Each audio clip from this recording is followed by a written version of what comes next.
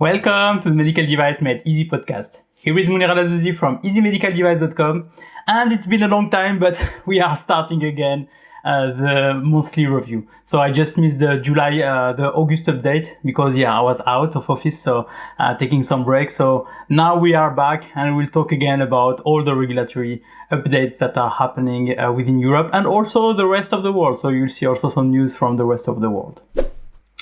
Okay, let's start with UADMED. So UADMED is now implemented, but we got some news from the EU Commission about UADMED. So there are now some dates that are officially published saying that UADMED should be used by this date or this date. But those dates we had already some of those dates before and it was always the same. We think that it will be implemented, but it's not because there are some issues or other things. So here now we have some dates which are apparently official. You can see the source on the show notes. And the dates, I will share the dates with you. So the first date is Q4 2023, which will be the end of the, if I can say, the finalization of the creation of the 6 modules for UADMED. Because for now we have 3 modules only. We have the economic operator module, we have the device and UDI module, we have the certificate module. There are still 3 missing, which are the clinical evaluation module, vigilance reporting module, and the market surveillance module. So by Q4 2023, those modules will be finished. Then we'll have an audit, Q1, Q2 2024, that will be showing some results. If all the results are okay, then by Q2 2024, UADMED will be officially complete and then can go live. And then normally UMDR says that 6 months after, then UADMED is mandatory to be used. But I discovered something on the timeline, so I have to go back and maybe read again the UMDR, because as I've said, you can read it 20 times and there is still something missing. So maybe this point was missed for me. But here they say that within 6 months, it's mandatory to use UADMED for actor registration, so economic operators, vigilance reporting, clinical investigation and performance study, and market surveillance. So, okay. But then it says that by Q2 2026, 24 months transition is over, then the use of UADMED will be mandatory for UDI and device, which is the module to register your device, and notified body and certificate module. So I don't know. I cannot remember. I have to check again that there was this 24 months time mark, if I can say, to use UADMED as mandatory for that. I thought for me 6 months after implementation, UADMED should be used for everybody, but I will check that. If you have maybe some comments on it, tell that to me on the show notes, because I'm interested also to hear if there is an official source of that, or if it is something made new by the EU Commission. Okay, next topic is the call from the European Commission for application of EU reference laboratories. So this is the laboratories that are needed for IVD devices. So to test them, to verify that they are okay. So now the EU is calling for application for those laboratories. And then all the member states of the European Union started also to call their laboratories in their countries for application. So the EU says that you have until the 31st of March 2023 to do this application. But when you go to the different website of the each country, so it's different. So don't look at this date because it's the EU date. I think it's the date for the member states to provide a list of those companies. But within each member state, they have a different date. For example, if you go to Spain, it's written the 30th of, if you go to HPRS or the Ireland, it's written the 30th of September 2022, so end of this month. Then for Spain, it was written 30th of September, but now it's written 5th of January 2023. And if you go to Belgium, it's 10th of January 2023, etc., etc. So all the countries have their own dates for application. So if you are a laboratory or if you know a laboratory that want to apply for that, then tell them that there are some specific dates where they have to apply before. So the laboratories are, for example, laboratories for hepatitis and retroviruses, herpes viruses, bacterial agent, arboviruses, respiratory viruses that cause life-threatening disease, hemorrhagic fever and other biosafety level 4 viruses, parasites, and blood grouping. So if you are doing those kind of tests, then you can apply for the EU Commission. So maybe you would be selected as a EU reference laboratory, EURL. So this is how they are, the acronym of it, EURL. Okay, now we go through the clinical evaluation consultation procedure, which is the expert panel that is reviewing some clinical evaluation reports from your company if you are a class 3 device company or a class 2B which are delivering drugs, etc. And I have two cases that were published now, which are the case of class 3 implantable tricuspid valve procedure and another one for transcatheter heart valve. So those cases are interesting. So first, something that changed, maybe I didn't notice that on the previous ones, but my first one that I reviewed, it was completely open. This one is blacked out a lot, which makes it really horrible to read. I tried to read it many times and I say, I miss this sentence, which is the sentence that makes me understand the full thing, but I don't get it. But what is interesting is also to read the last part, which is mainly the conclusions of the expert panel on this. And you see that, you don't have enough clinical data and you have to do maybe this kind of study, or you don't have enough clinical data for this indication, but for this indication, we are okay. So they are really providing some advice or review for it.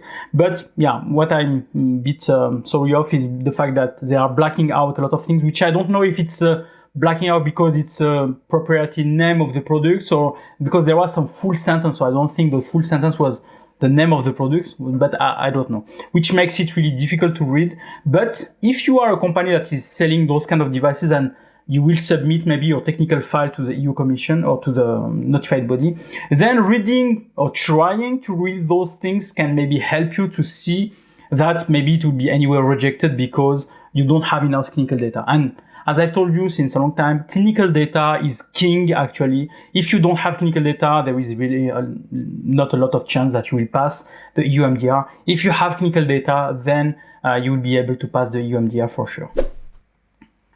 Okay, another point is about Annex 16. So we talked a lot about Annex 16. If you want, there are a lot of videos also that we have made about Annex 16 with Eric Volbrecht, with Stefan Bollinger. So we talked a lot about it. Now we had, during one of those videos, we had a question and we challenged a lot the authorities and we got some kind of an answer to it. The point is, when you are doing a classification of your devices and you look at the EU MDR Annex 8 rules, you arrive to find that your product is a class 1 device, even if it is a product that is used for adipose tissue, remove adipose tissue, because the point here is that there is no treatment of a disease or diagnosis or monitoring. So at the end, it says, okay, there is nothing of those. So if you go to the rules, it says, oh, it's a class 1 device. So yes, we find it a bit strange because it's a product that can be really endangering the life of people or burning the skin or whatever. So this is something that was strange. But now they have created the Draft Implementation Act. So to reclassify those products under Annex 16. Not all, there are 3 categories that are reclassified. Active devices only. All the others are not reclassified. I mean, I suppose they are class 1 again, but we have to check again. But those devices that are active and that are normally not treating any disease should have been classified as class 1 if you follow strictly the rules. But now they said no. For some devices, they are class 2B, some devices that are class 2A to B, and the brain stimulation, for example, they are class 3. So now they are clarifying that. Be careful, this is only a draft implementing act. You have still until, let me check if I placed it somewhere. No, I didn't, but you can go on the show notes. You have still until mid of September, I suppose, to answer to this draft implementing act. So if you are in the Annex 16 business and you have those type of products, go to see the Draft Implementing Act for reclassification. Read the comments of others. Maybe it could be interesting also to understand what are the problems for others, and then provide your own feedback to it because it's really important that your voice is heard on this. Okay, what is happening now on the rest of the world? So first we have SFDA which is having an introduction workshop on the rules or implementation of SFDA. On the regulation for SFDA. SFDA for Saudi Arabia, because China also mentioned SFDA for their legislative authority, but here it's Saudi Arabia. So you have a workshop that is provided remotely. I've already provided you some links to workshops to the SFDA before. So it's really discreet, but you see a small sentence under the picture, and I will put that to you maybe here on the image, where it is said, click here. So it means that when the time comes, and be careful, it's Saudi times, when the times come, you have to click on this, and then it will open the link to be assisting to the event. So don't ask me, because I'm not the organizer of this. I mean, I saw some people asking me, when is the event? I cannot access, etc. I'm not the organizer. I'm just showing to you which event is happening. And this is an event where you can learn more about how to place maybe your device in the Saudi region. So go to the show notes. There is the link, the link to the page. And then at the bottom, there is a small line saying, if you want to attend, click here. So click here and you will be able to access the webinar. Okay, a country that we are not talking too much, but I saw a lot of changes that are happening there, which is South Africa. So SAHPRA is publishing a lot of guidances on clinical trial, which are helpful. And I'm just talking about this for clinical trial, but the last 2 months, you had a lot of guidance also from Swiss Medic, of other countries that were providing guidance, UK, etc., providing guidance on clinical trials. So I don't know if there is a trend on clinical trials actually, but there are a lot of guidances that are helping you to access more easily clinical trials within certain countries. So I suppose it was really complicated to get that, and maybe people were discouraged to go for clinical trials in some countries. So now they are trying to make the life easier for the companies that are trying to do that. So I hope it will be helpful. And this one I'm showing to you is about South Africa. So if you want to go to do some clinical trials in South Africa, so SAHPRA is publishing a lot of guidances, and they are all in the show notes, where you can understand more how you can apply for it, what are the rules, and etc. to be able to make your clinical trials in South Africa. And maybe it's also an advantage in terms of prices, because I don't know exactly what are the prices there. So also for you to check. Okay, China is also providing a lot of guidances, and I'm always interested to read those. I mean, I'm translating everything. We have the automatic translator within our tools, and then immediately you can see exactly what is written inside.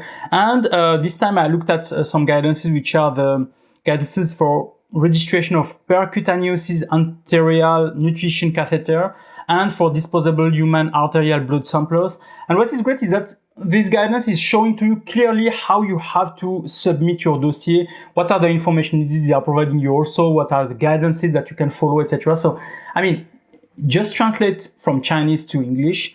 You find all the information, and then you can easily, if I can say, provide the right document. Maybe you have any way to translate it to Chinese to submit it. I don't know, but mainly you can have an idea of the information that are required for such products and to be placed on the Chinese market. And as you know, China is a big country also, so there are a big market there. So if you want to access that, don't hesitate to go to this guidance. They have a lot of guidances, but these are specific for products. So if you have some specific products, you can find maybe a guidance for your products to the Chinese market. And as I've said, they are providing you really the guidances or tests or anything that you have to have so that you can register your device on the market. Okay, India. So I hope, if you are registering your devices in India, then India is always publishing, and it's a new update, the list of the certified medical device testing laboratories that you can use for MDR 2017. And they also have the regulation with the name MDR. So MDR 2017 is the regulation in India for medical device regulation. So if you need to use some laboratories for testing, they have also provided a list of official testing laboratories that can help you for registering maybe your device or making the test for your device in India. So don't hesitate to go on the show notes, and there is a list. But as I've said to you, this is always updated. So you can maybe keep the link for a new version if there is any new version in the future. Australia. So if you have dreamed to put your device in Australia, if you want to know what are the rules, maybe you know about MDSAP, so you know that with MDSAP you can also register to Australia. So Australia created a web page where they are telling you exactly how to register your device in Australia within TGA. So the page is really showing all the steps, all the elements, etc. So it's one page where you can learn. So if you are a manufacturer and try to go to Australia, this is the page where you have to go to understand. But if you are also a student and want to learn about what are the rules to place your device in Australia, like the essential principles, which are equally the same to essential requirements or GSPR for EU, so then you can know what they look like and how you can implement. And you know that Australia also implemented now the UDI. So there are a lot of things that Australia is doing the same as Europe. So if you are used to the European Union, it will not be so difficult for you to transition to Australia. But as I said, they have created this page which can help you to accelerate your transition to it. Okay, training now. So Easy Medical Device is restarting again the training program for EU MDR. So the Green Belt certification program. We have a session that will start in September 19th. So if you want to register, go now to school.easymedicaldevice.com. You can go directly to the page, which is school.easymedicaldevice.com/course/GB20, because it's a 20th session that we are doing now. Or you can go to the shop directly and there is a session for Green Belt and then you can go inside. And when you go to the shop and you go to the Green Belt sessions, there are other dates. So there is the date also for October, for November and for December, because I have a lot of people that were saying to me, oh, is there any other session? So I tried to plan the next days also, next sessions also, so that people can also say, oh, if you cannot attend the September one, you will be attend to October, November or December. So the session is always of 5 days. So during the 5 days, you have material to learn. And then there is 1 hour live session where we are discussing of the topic of the day. And also this live session, because some people are asking me, when is the live session? So we are making a pool, if I can say. So I give 3 slots per day. And the one that receives most of the votes then is the one that we'll be using. And usually it's end of my day. It's like 3 p.m., 4 p.m. or 6 p.m. if I can say, European time. So that you can also access if you are, for example, in the Western regions or in the US area. So register. Then after you register, you will receive some emails where you will get information about information to receive from you, and then also what are the preferred hours for you to make those sessions. And if you cannot attend the session because first we choose a session maybe that you have not voted for, or you are out of office at that moment, all the videos are recorded, so then you can access the record, and I'm accessible the whole week for you, so I can be there for answering your question per email, or if you really need a session, 30-minute session, we can also have a session to just discuss together about your case, your product, or your situation, so that we can help you also. So don't hesitate. So register go on the show notes, and you'll have the link, and you can register directly to the session.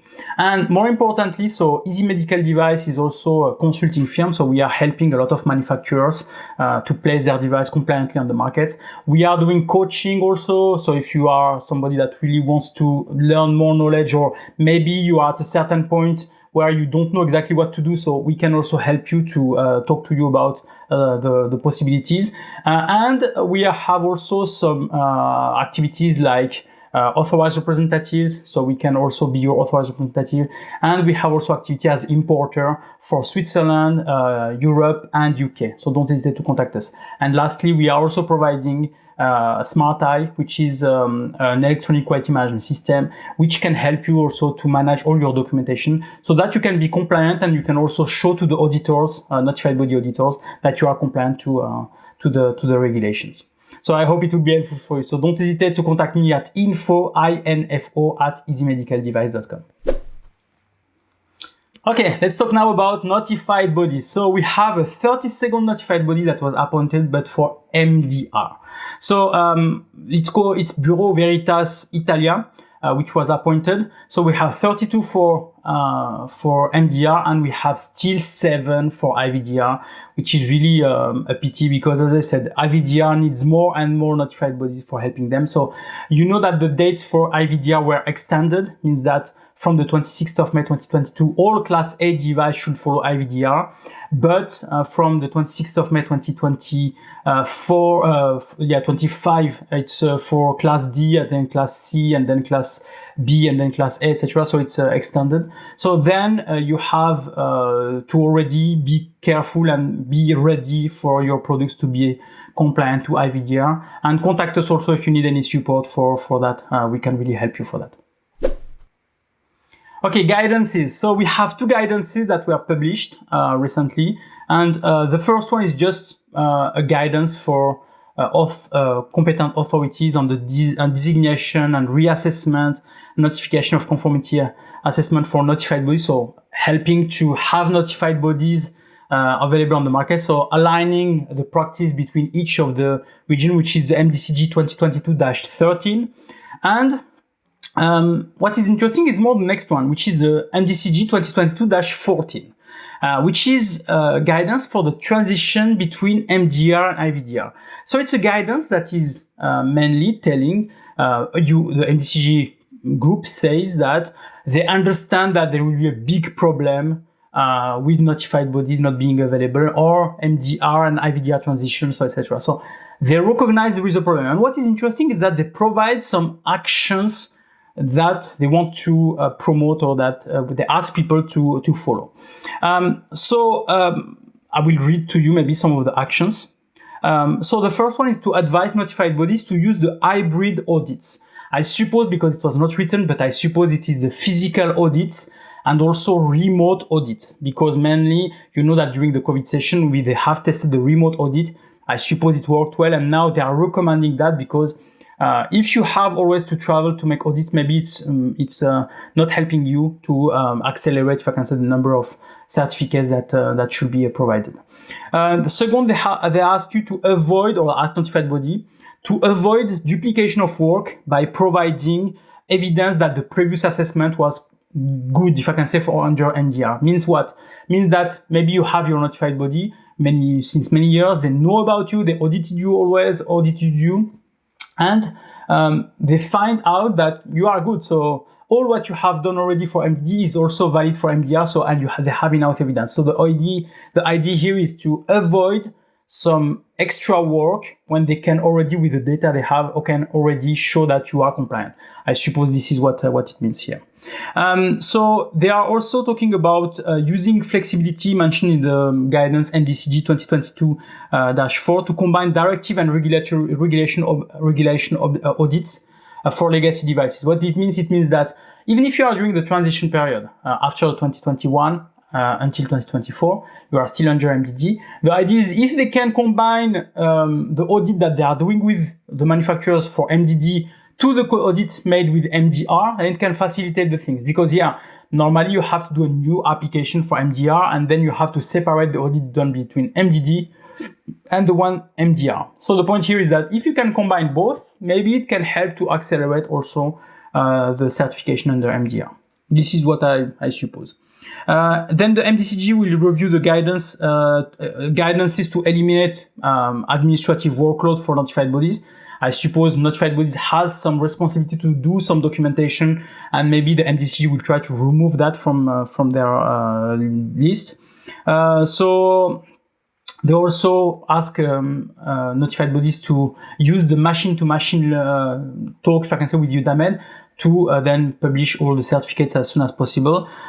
They call also for notified bodies, which was a funny one, this one, call by MDCG to foster capacity building of notified bodies and streamline internal administrative procedures.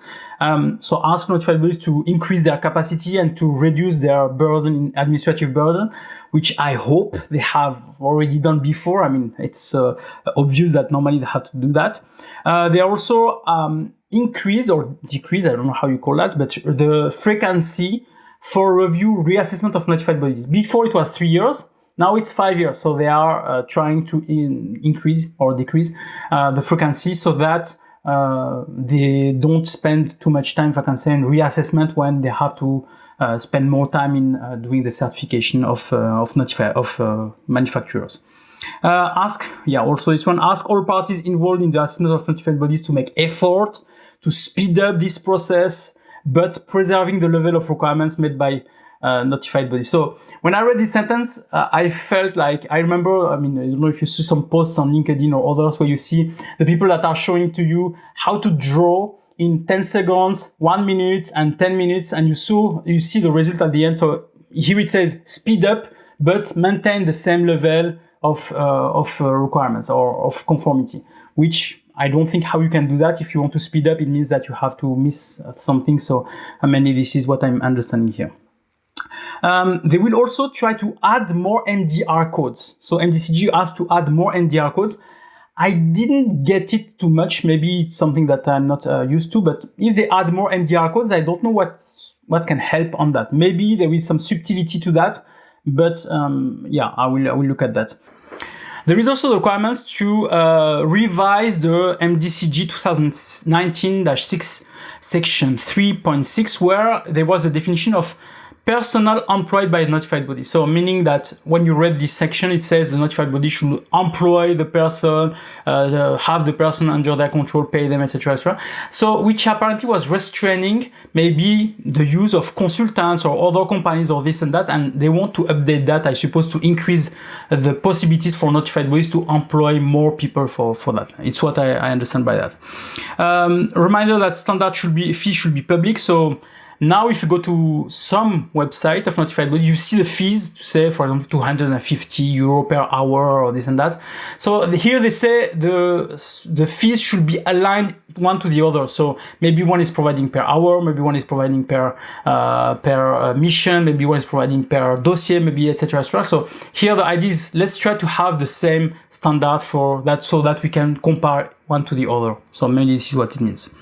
Allocate capacity also for first-time applicants. It was also an issue, the fact that if you are new to medical devices, if you have a new activity, new business, new things, if you are contacting notified bodies, you are put on a waiting list because you are new. So anything that is new will take a long time to do that. So here they are asking for increasing capacity for first comer.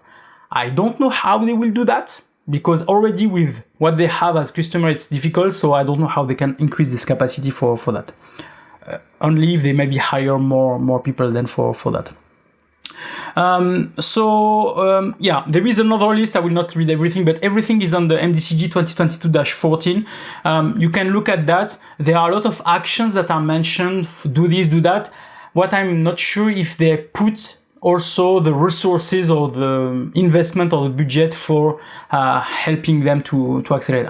Maybe they are doing that, but I don't see that mentioned on the document. So this is good, if I can say, to share that, yes, we have a problem and we want to provide a solution, but I don't know exactly if this is something that can be sustainable without an effort from the EU Commission. Okay, now we arrive to the podcast episode that we have done previously, and there were a lot because, as I said, I missed one monthly review. So we start back in July from the MedTech Europe Forum interview. So we had a lot of interviews with some people that I've interviewed at the MedTech Forum. It was interesting because it provided a snapshot of the situation of the MDR for during the forum, and they're discussing with diverse people. So if you want to go back and look again at those interviews, it was really I think interesting for you. Then we have the AI Act, so Artificial Intelligence Act. We discussed about that with Eric Volbrecht.